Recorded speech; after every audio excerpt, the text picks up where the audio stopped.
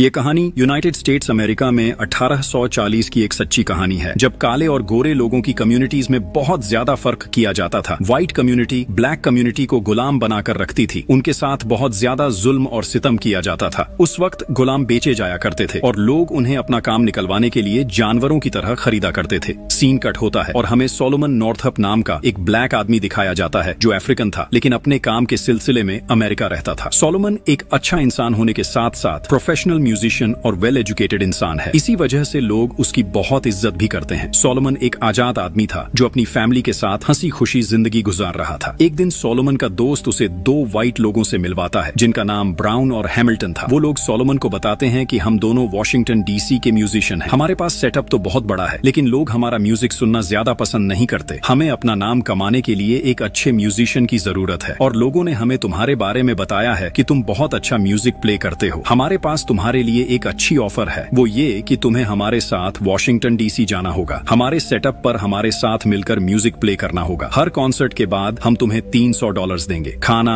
पानी और तुम्हारी रहाइश की जिम्मेदारी भी हमारी होगी। उस समय में $300 एक भारी अमाउंट थी। सोलोमन ये ऑफर सुनकर खुश हो जाता है और वो पैसों के लालच में आकर उन दोनों के साथ काम करने के लिए मान जाता है। अब हमें दिखाया जाता है कि सोलोमन, ब्राउन और हैमिल्टन तीनों वॉशिंगटन डीसी चले जाते हैं। अगली सुबह इनका कॉन्सर्ट होने वाला था, इसलिए रात को तीनों एक साथ बैठकर खाना खाते हैं। लेकिन शायद सोलोमन के लिए ये आजादी का आखिरी खाना था। अगली सुबह जब सोलोमन की आंख खुली तो वो एक अंधेरे कमरे में था। उसके हाथ पांव जंजीरों से बंधे हुए थे, कपड़े फटे हुए थे और सिर दर्द से फटा जा रहा था। वो बहुत ज्यादा पैनिक हो जाता है। असल में ब्राउन और हैमिल्टन ने सोलोमन के खाने में बेहोशी वाली मेडिसिन मिला दी थी, जिन्हें खाते ही सोलोमन बेहोश हो गया था। उसे समझ आ गई थी कि उसके दोस्त ने उसे धोखा देकर किसी गुलाम की तरह बेच दिया है। थोड़ी देर बाद वहाँ दो आदमी आते हैं। सोलोमन उन्हें समझाने की कोशिश करता है, मैं एक आजाद आदमी हूँ, मेरा नाम सोलोमन नॉर्थअप है, मैं न्यूयॉर्क का रहने वाला हूँ, मुझे धोखा देकर यहाँ लाया गया है। लेकिन वो लोग सोलोमन की बात पर यकीन नहीं करते, क्योंकि उस वक्त का सिस्टम ही कुछ ऐसा था कि अगर कोई ब्लैक आदमी कहता भी था कि वो आजाद है तो कोई उस पर जरा भी यकीन नहीं करता था। व्हाइट कम्युनिटी की नजर में सारे ब्लैक लोग स्लेव्स ही होते थे। सोलोमन के पास कोई पेपर या प्रूफ नहीं बचा था, क्योंकि ब्राउन और हैमिल्टन ने उसके सारे डॉक्यूमेंट्स चुरा लिए थे। इसी वजह से दोनों आदमी सोच लेते हैं कि वो झूठ बोल रहा है ताकि गुलामी से बच सके। सोलोमन की ऐसी बातें सुनकर वो लोग उसे बेतहाशा कोड़े मारते हैं, क्योंकि उनके मुताबिक सोलोमन झूठ बोल रहा है। अभी तक सोलोमन को ये नहीं पता था कि ये लोग उसे क्यों मार रहे हैं। इतनी मार खाने के बाद उसकी हालत बहुत ज्यादा खराब हो जाती है। इससे पहले कि वो मर जाए, दोनों वहाँ से चले जाते हैं। काफी वक्त बाद जब सोलोमन को होश आता है, तब वहाँ एक और आदमी आता है जो उसके लिए खाना और कपड़े लाया था। वो सोलोमन से कहता है कि अगर जिंदा रहना है तो अपना मुंह बंद रखना और चुपचाप ये कपड़े बदल लो। सोलोमन के पहले वाले कपड़े खून से खराब हो चुके थे, इसलिए वो कपड़े बदल लेता है। सोलोमन वहाँ अकेला नहीं था, बल्कि वहाँ और भी बहुत सारे ब्लैक कम्युनिटी के लोग थे, जिनमें एक औरत भी थी और उसके 2 बच्चे भी थे। अगली सुबह इन सभी को एक शिप में बैठाया जाता है, जहाँ से इन्हें सिटी ले जाकर बेचा जाने वाला था। शिप में सोलोमन को 2 आदमी मिलते हैं जो उसे बताते हैं कि हम लोग पिछले कई सालों से इनकी गुलामी कर रहे हैं। ये लोग हमें इंसान नहीं समझते, ब्लैक कम्युनिटी पर बहुत जुल्म करते हैं। ब्लैक आदमी जिंदा रहे या मर जाए, इन्हें कोई फर्क नहीं पड़ता। शिप से उतरने के बाद इन सभी को एक लाइन में बैठाया जाता है, जहां एक एक करके इनका नाम बुलाया जाता है। जिसका भी नाम बुलाया जा रहा था वो खड़ा हो रहा था। तभी एक नाम पुकारा जाता है, प्लैट। लेकिन उस वक्त कोई भी खड़ा नहीं होता। व्हाइट आदमी उसके पास आता है और सोलोमन से पूछता है, जब मैंने तुम्हारा नाम बोला तो तुम खड़े क्यों नहीं हुए? तब सोलोमन उसे बताता है कि मेरा नाम सोलोमन है। अभी वो बात पूरी भी नहीं करता कि व्हाइट आदमी उसके मुंह पर एक जोरदार थप्पड़ मार देता है, जिसके बाद सोलोमन चुप हो जाता है। इसके बाद इन सभी को एक ह्यूमन शोरूम में लाया जाता है, जहाँ इंसान की बॉडी और एनर्जी देखकर लोग उन्हें खरीदते थे। वहाँ व्हाइट लोग आते हैं और इन लोगों की बोली लगाते हैं। एक आदमी सोलोमन और उसके साथ वाली औरत को खरीद लेता है, लेकिन औरत के बच्चों को नहीं खरीद पाता, क्योंकि जो लोग बेचने वाले थे वो उसकी बच्ची को बड़ा करके बाद में बेचेंगे ताकि उन्हें ज्यादा पैसे मिल सकें। औरत अपने बच्चों के लिए बहुत ज्यादा रोती है, लेकिन किसी को उस पर तरस नहीं आता। सोलोमन और उस औरत को जिसने खरीदा था, उसका नाम विलियम फोर्ड था। उसने इन दोनों को $10,000 में खरीदा था। इसके बाद वो सोलोमन और औरत को गाड़ी में बिठाकर वहाँ से ले जाता है। औरत अपने बच्चों के लिए बहुत ज्यादा रोती है, लेकिन उसके आंसुओं की कोई कीमत नहीं थी। वो अंदर से पूरी तरह टूट चुकी थी। उस औरत का नाम पैट्सी है। विलियम ने इन दोनों को खरीद कर घर ले आया। वहाँ उनके जैसे और भी बहुत से स्लेव्स थे। उनका काम जंगल से लकड़ियां काटना था। सोलोमन को लोग यहाँ प्लैट नाम से जानते थे। एक स्लेव प्लैट से कहता है कि किसी को मत बताना कि तुम्हारा असली नाम सोलोमन है, और मत बताना कि तुम पढ़ना लिखना जानते हो, नहीं तो व्हाइट कम्युनिटी तुम्हारे लिए और ज्यादा मसले बनाएगी। बेशक तुम एक आजाद इंसान थे, लेकिन अगर कोई भी यहाँ आता चला गया तो वो झूठ बोलने पर तुम पर बहुत जुल्म करेंगे। प्लैट को यहाँ काम करते हुए काफी महीने गुजर गए। एक दिन वो विलियम से बताता है, हम लोग इतनी दूर जंगल से लकड़ियां लाते हैं, इसी बीच हमारे ट्रांसपोर्ट का काफी खर्चा हो जाता है। इसमें मेहनत भी बहुत लगती है और काम पूरा नहीं होता। पास में ही एक नदी है, क्यों न हम पानी के रास्ते लकड़ियां लाया करें। इससे हमारे ट्रांसपोर्टेशन का खर्चा भी कम आएगा, मेहनत भी कम लगेगी और काम भी पहले से ज्यादा हो जाएगा। प्लैट अभी बात कर ही रहा था, तभी विलियम का सुपरवाइजर उसकी बात टोक देता है। वो कहता है, तुम एक गुलाम हो, तुम्हें ज्यादा बोलने की कोई जरूरत नहीं। वो आगे कहता है कि नदी का पानी बहुत गहरा है, वहाँ से हमारा काम नहीं हो पाएगा। जैसा चल रहा है तुम बस काम करते रहो। लेकिन प्लैट कहता है, नहीं, हम ऐसा कर सकते हैं। सुपरवाइजर की बात न मानने पर वो प्लैट के खिलाफ हो जाता है। तब विलियम प्लैट से कहता है, अच्छा ठीक है, तुम जैसा बोल रहे हो तुम करो, हो सकता है इससे तुम्हारा काम आसान हो जाए। अगले ही दिन प्लैट नदी के रास्ते लकड़ियां दूसरी साइड शिफ्ट कर देता है। काम देखकर विलियम उस पर बहुत खुश होता है और इसी खुशी में वो उसे एक गिटार भी गिफ्ट करता है। विलियम तो एक अच्छा इंसान है, उसे अपनी तरह बाकी सभी लोगों के इमोशंस भी समझ आते हैं, लेकिन विलियम का सुपरवाइजर प्लैट से बदला लेना चाहता है। वो कुछ भी करके उसकी बात न मानने पर उसे सजा दिलवाना चाहता है। असल में सोलोमन एक एजुकेटेड इंसान है और कहीं न कहीं उसकी एजुकेशन उसकी पर्सनैलिटी में नजर आती रहती है। एक दिन सुपरवाइजर प्लैट को लकड़ी का घर बनाने को कहता है। प्लैट नक्शे के मुताबिक बहुत अच्छे से घर बनाता है। ऐसा लग रहा था कि घर किसी प्रोफेशनल आर्किटेक्ट ने बनाया है। ये बात सुपरवाइजर को हजम नहीं होती, इसलिए वो वहाँ आकर प्लैट के बनाए घर में बहुत सारी गलतियां निकालने लगता है। तब प्लैट जवाब देता है, मेरा बनाया हुआ घर बहुत अच्छा है, इसमें कोई गलती नहीं। ये बात सुनते ही सुपरवाइजर बहुत ज्यादा गुस्से में आ जाता है। उसे अपनी बेइज्जती बर्दाश्त नहीं होती, इसलिए वो प्लैट से कहता है, लगता है तुम ऐसे बाज नहीं आने वाले, जल्दी से अपनी शर्ट उतारो।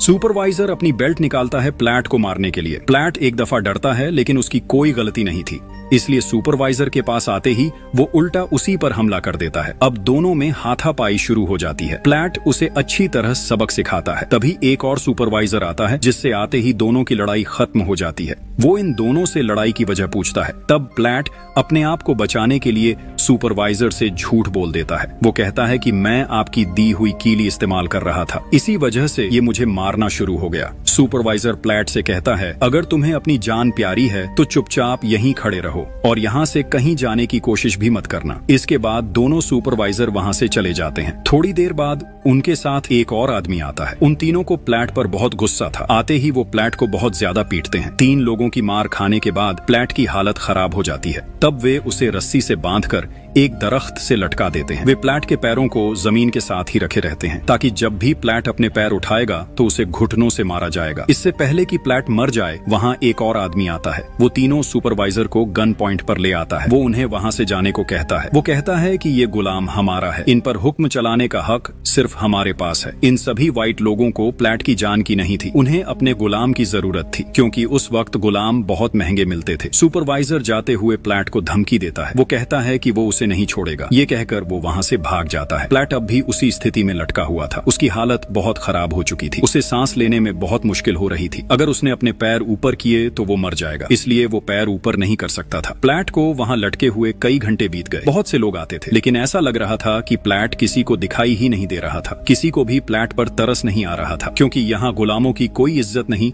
उनकी जान की कोई कीमत नहीं थी। शाम के वक्त जब विलियम को इस बारे में पता चलता है तो वो जल्दी से आकर प्लैट की रस्सी काटता है। प्लैट तकरीबन मरने ही वाला था, इसलिए विलियम उसे उठाकर अपने घर ले जाता है। वहाँ जाकर वो प्लैट से कहता है, मैं जानता हूँ सुपरवाइजर अब तुम्हें किसी भी हाल में मार देगा, मैं वहाँ कुछ नहीं कर पाऊंगा, इसीलिए मैंने तुम्हारी जान बचाने के लिए तुम्हें किसी और जगह बेच दिया है। यहाँ रहना अब तुम्हारे लिए खतरे से खाली नहीं, जितनी जल्दी हो सके यहाँ से दूसरे मालिक के घर शिफ्ट हो जाओ। प्लैट रो रो कर विलियम से कहता है, यहाँ आने से पहले मैं एक आजाद इंसान था, मैं अफ्रीकन हूँ, मैं काम के सिलसिले में अमेरिका शिफ्ट हो गया था, आप प्लीज मुझे मेरे घर जाने दीजिए, मैं हमेशा आपको दुआओं में याद रखूंगा। लेकिन विलियम बोलता है कि मैं मजबूर हूँ, मैंने तुम्हें $10,000 देकर खरीदा था, मेरे सिर पर और भी बहुत सारा कर्ज है, तुम्हारी जान बचाने के अलावा मैं तुम्हारी कोई मदद नहीं कर सकता। अगले सीन में दिखाया जाता है कि प्लैट अब उसी के पास गया है। उस मास्टर का नाम एडविन एप्स है। वो बहुत ही पत्थर दिल व्हाइट आदमी आदमी है। वहाँ प्लैट के साथ बहुत सारे गुलाम थे। वे रुई निकालने का काम करते थे। एडविन हर शाम सभी गुलाम इकट्ठा करता है, फिर वो उनके काम का हिसाब लेता है। जिस गुलाम ने 100 किलो से कम रुई निकाली उसे कोड़े मारे जाते हैं। वहाँ पैट्सी नाम की लेडी थी। वो पिछले कई सालों से यहाँ काम कर रही थी, इसलिए वो हर रोज 200 किलो से भी ज्यादा रुई निकालती थी। 200 किलो रुई निकालना कोई आम बात नहीं थी, लेकिन एडविन को फिर भी उस पर तरस नहीं आता था। वो पैट्सी पर बहुत जुल्म करता था। उसे पता था कि पैट्सी सबसे ज्यादा रुई निकालती। कभी कभी जब रुई 200 किलो से कम होती तो वो उसे बहुत मारता था। एडविन की पैट्सी पर बुरी नजर भी थी। वो जब चाहता पैट्सी को बुरी कामों के लिए इस्तेमाल करता था। पैट्सी अपने लिए कोई स्टैंड नहीं ले सकती थी, क्योंकि ये गुलामों के लिए आम बात थी। मास्टर जब चाहे गुलामों के साथ कुछ भी कर सकता था। एक रात सभी गुलाम पूरे दिन काम करने की वजह से बहुत ज्यादा थक गए थे। काम खत्म होते ही सो जाते हैं, लेकिन थोड़ी देर बाद एडविन का सुपरवाइजर वहाँ आता है और सभी गुलामों को उठाकर बताता है, जल्दी चलो, तुम सभी को एडविन बुला रहा है। थके हुए गुलाम जब वहाँ जाते हैं तो एडविन उन्हें डांस करने को कहता है, क्योंकि एडविन का जब दिल करता है सभी गुलामों को अपने सामने डांस करवाता है। कोई भी गुलाम डांस नहीं करना चाहता, क्योंकि सुबह आंख खुलने से लेकर रात के अंधेरे तक सभी को काम करना होता है। लेकिन एडविन के जुल्म से डरते हुए मजबूरन उन्हें ऐसा करना पड़ता है। थोड़ी देर बाद एडविन की वाइफ वहाँ आती है और पैट्सी के मुंह पर एक बॉटल मार देती है। बॉटल लगते ही पैट्सी दर्द से बेहोश हो जाती है। ये उसने इसलिए किया था क्योंकि वो जानती थी कि उसका हस्बैंड पैट्सी पर बुरी नजर रखता है। वो एडविन से कहती है कि जितनी जल्दी हो सके पैट्सी को बेच दो, लेकिन एडविन ऐसा नहीं कर सकता, क्योंकि पैट्सी वहाँ सबसे अच्छा काम करती है। वो सबसे ज्यादा रुई निकालती है। एडविन की वाइफ का नाम मैरी एप्स है। वो बहुत जेलस और कमीन फितरत की औरत है। उसे भी ब्लैक कम्युनिटी से नफरत है। वो भी ब्लैक कम्युनिटी को इंसान समझने के लिए तैयार नहीं है। एक दिन मैरी प्लैट को बुलाती है और उसे एक लिस्ट देती है। उस लिस्ट में घर का कुछ सामान लिखा था जो प्लैट को सिटी जाकर लाना था। जाने से पहले मेरी प्लैट से पूछती है, क्या तुम पढ़ना लिखना जानते हो? तब प्लैट झूठ बोलता है, नहीं। मेरी जवाब देती है, वैसे भी तुम एक गुलाम हो और काम करते हो, तुम जैसे लोगों को पढ़ने लिखने की क्या जरूरत। जाते हुए वो ये भी कहती है, अगर तुमने कोई और काम करने की कोशिश की तो तुम्हें बहुत सख्त कोड़े पड़ेंगे। इसके बाद प्लैट वहाँ से सिटी के लिए निकल जाता है। अब तक व्हाइट लोगों का जुल्म सहते सहते प्लैट इस जिंदगी से तंग आ चुका था। वो सोचता है, क्यों ना मैं यहाँ से भाग जाऊं। भागने का इससे अच्छा मौका शायद दोबारा ना मिले। प्लैट अब वहाँ से भागना शुरू कर देता है, लेकिन थोड़ा ही आगे जाने पर उसे कुछ व्हाइट लोग दिखाई देते हैं जो अपने ब्लैक गुलामों को फांसी दे रहे थे। वे लोग प्लैट को देख लेते हैं। प्लैट के पैरों तले जमीन निकल जाती है। वहाँ का मास्टर प्लैट से पूछता है, तुम कौन हो और कहाँ जा रहे हो? तब प्लैट जवाब देता है, मैं एडविन का गुलाम हूँ। मुझे उसकी वाइफ ने सिटी कुछ सामान लाने को भेजा था। वो मास्टर प्लैट के पास आता है। वो उसके गले में एडविन का लॉकेट देखता है। तब उसे यकीन हो जाता है कि ये किसी का गुलाम है। उस वक्त हर गुलाम के गले में उनके मास्टर का लॉकेट पहना जाता था, ताकि लोग गुलामों के मास्टर को पहचान सकें। इसके बाद वो व्हाइट लोग प्लैट के सामने ही उन गुलामों को फांसी दे देते हैं। यह देखकर प्लैट बहुत डर जाता है। वो अपना भागने का प्लान कैंसिल कर देता है, क्योंकि वह जान चुका था कि पकड़ा गया तो उसे भी वैसे ही मार दिया जाएगा। वो चुपचाप सिटी जाता है। वहाँ से सामान लाकर मेरी को दे देता है। ऐसे ही वक्त गुजरता रहता है और प्लैट को अब यहाँ काम करते हुए कई साल हो चुके हैं। एडविन हर रोज पैट्सी पर जुल्म करता है। पैट्सी ऐसा करना नहीं चाहती, लेकिन एक गुलाम होने की वजह से वो कुछ भी नहीं कर सकती। वो अंदर से टूट चुकी है। एक दिन पैट्सी प्लैट के पास आती है और उसे एक रिंग देती है। वो कहती है, ये रिंग मैंने मेरी से चुराई है, ये तुम अपने पास रख लो, बदले में तुम्हें मेरा एक काम करना होगा। प्लैट पूछता है, कैसा काम? तब पैट्सी बताती है, तुम्हें मुझे मारना होगा। मैं अपनी जिंदगी से तंग आ चुकी हूँ। मैं रोज रोज इतना जुल्म बर्दाश्त नहीं कर सकती।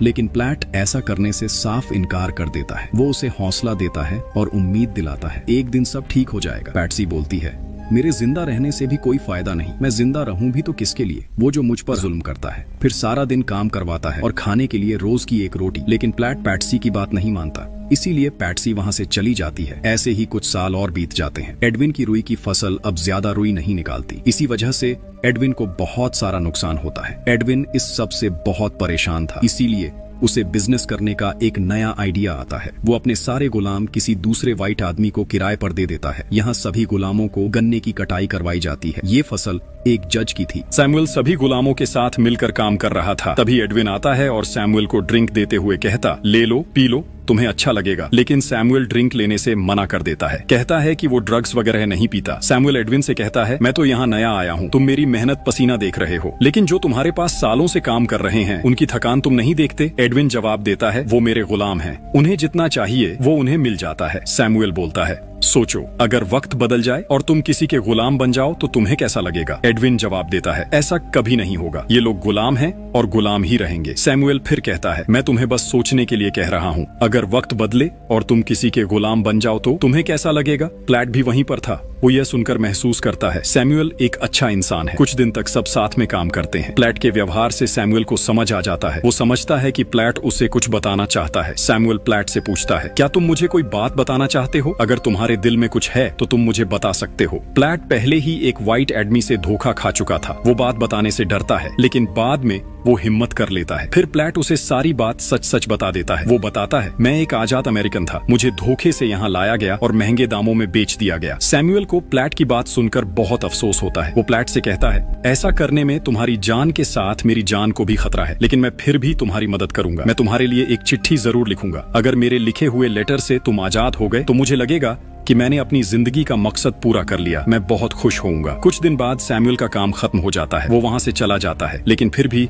कई महीने और गुजर जाते हैं। एक दिन प्लैट सबके साथ खेत में काम कर रहा होता है। तभी वहाँ एक गाड़ी आती है। उस गाड़ी में 2 लोग होते हैं, जिनमें से एक पुलिस ऑफिसर था। ऑफिसर खेत में काम कर रहे गुलामों के पास आता है। अधिकारी उनसे पूछता है, तुम सब में से प्लैट कौन है? प्लैट अधिकारी के पास जाता है। अधिकारी प्लैट से पूछते हैं, क्या तुम उस आदमी को जानते हो जो गाड़ी के पास खड़ा है? प्लैट ध्यान से देखता है, फिर बताता है, हाँ, ये मिस्टर पार्कर हैं। मिस्टर पार्कर वो इंसान थे जिनसे प्लैट और उसकी फैमिली घर का सामान लिया करते थे। अधिकारी प्लैट से पूछते हैं कि तुम्हारा कोई और नाम भी है क्या? प्लैट बताता है कि मेरा असली नाम प्लैट नहीं है, मेरा नाम सोलोमन नॉर्थअप है। अधिकारी सोलोमन से और भी बहुत सारे सवाल करते हैं। सोलोमन उन सभी सवालों का सही जवाब देता है। उनको यकीन हो जाता है कि यही सोलोमन नॉर्थअप है। अधिकारी सोलोमन को मिस्टर लार्कर के पास ले जाते हैं। सोलोमन मिस्टर लार्कर की गले लगकर बहुत रोता है। इतनी देर में एडविन भी वहाँ आता है। वो सोलोमन को रोकने की बहुत कोशिश करता है, लेकिन मिस्टर पार्कर और अधिकारी एडविन को धमकी देते हैं। वे कहते हैं, अगर तुम सोलोमन को रोकने की जरा भी कोशिश करोगे तो हम तुम्हें कोर्ट में बहुत जलील कर देंगे, तुम बर्बाद हो जाओगे,